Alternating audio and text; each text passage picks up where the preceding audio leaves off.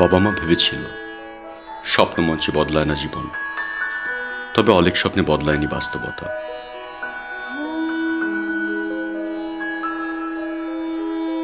মাকে বোকা বানানোটা আমার কাছে কোনো ব্যাপারই ছিল না। স্বপ্ন দেখতো আমাকে বড় কিছু হতে দেখার।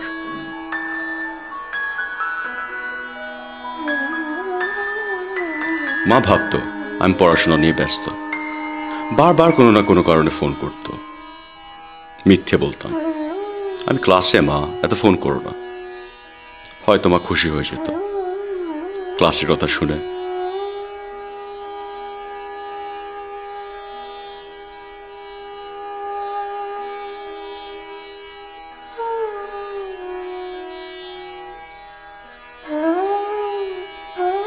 বন্ধুদের বাসায় আসা বারণ ছিল না, কারণ প্রেজেন্টেশনের কাজ করতে হতো।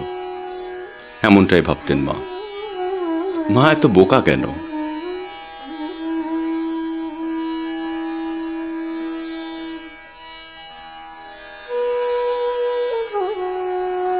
সামনে পরীক্ষা, অনেক পড়া, এগুলো বলে কত রাজ্যে বন্ধুদের সাথে আড্ডা দিয়েছি।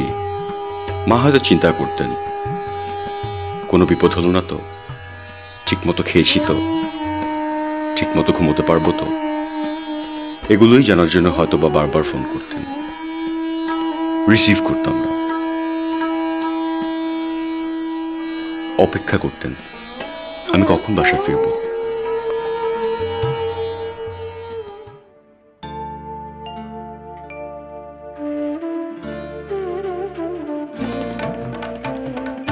মা আর বেঁচে নেই।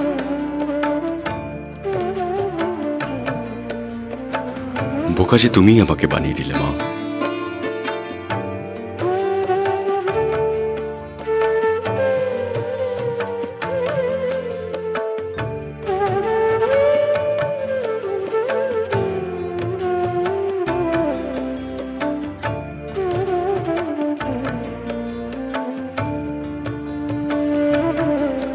এখন তোমার আর ফোন আসে না, বন্ধুদের ভিড়ে আজ আমি একা, মনে যে শুধু তোমারই শূন্যতা।